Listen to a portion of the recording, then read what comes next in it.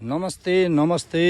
आज सामाजिक सञ्जाल टिकटक फेसबुक हरेक कुराबाट एउटा नेपाली जनतालाई खुलास्त गर्न चाहन्छु र खुलेर बुझेर हिँड्नु पनि त्यो आफ्नो अधिकार हो।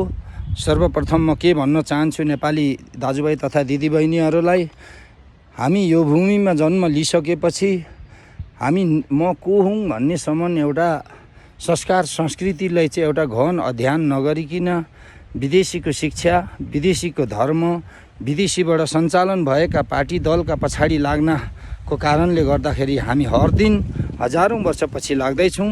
र विषय म राष्ट्रिय प्रजातन्त्र पार्टीलाई म जोडेर र दुर्गा परसाईलाई जोडेर र कुनै पनि हिन्दू युवा सङ्घ, विश्व हिन्दू महासङ्घका साथीहरूलाई म अनुरोध गर्न चाहन्छु।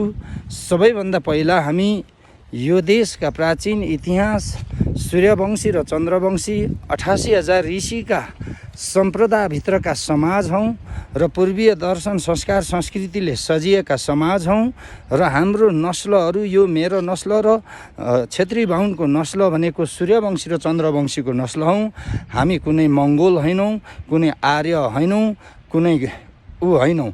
यो भित्रको समाजका नस्लहरू एउटा खस संस्कार संस्कृतिभित्र झल्केका प्राचीन किराँत जस्तै मस्टो मैठो छ र पूर्वको किराँतहरू, पश्चिमका मस्टो मैठो, र यो भित्रका समाज संस्कृतिलाई थाम्न नसक्ने, यसलाई उत्थान गर्न नसक्ने, यसलाई समाजमा ल्याएर चाहिँ एउटा रूपान्तर गर्न नसक्ने जस्ता राजनीतिक एजेन्डा बोकेका राष्ट्रिय प्रजातन्त्र पार्टीका एजेन्डा, यो देश किराँत सभ्यता सनातन राष्ट्रभूमि हो भन्दा त्योभन्दा अगाडि किराँत गणराज्य भूमि हो। यो देवभूमि, पवन भूमि, भरत वर्षा हेमवत्खण्ड जम्बूद्वीप मान सरोवर कैलाशको भूमि हो।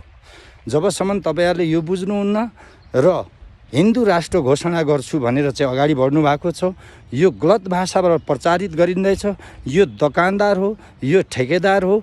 जबसम्म नेपाली जनताले यो धर्म सभ्यताहरू चाहिँ जबसम्म बुझेर जान्छ, त्यो दिन नै राष्ट्रिय प्रजातन्त्रको पार्टीको चाहिँ राजनीतिक पार्टी इतिहास मेटिनेछ। म आज नै जानकारी गराउन चाहन्छु। र किनकि एउटा धर्म संस्कृतिप्रति उहाँहरू खेलिराखेको छ, बुझेर पचाएका छन्।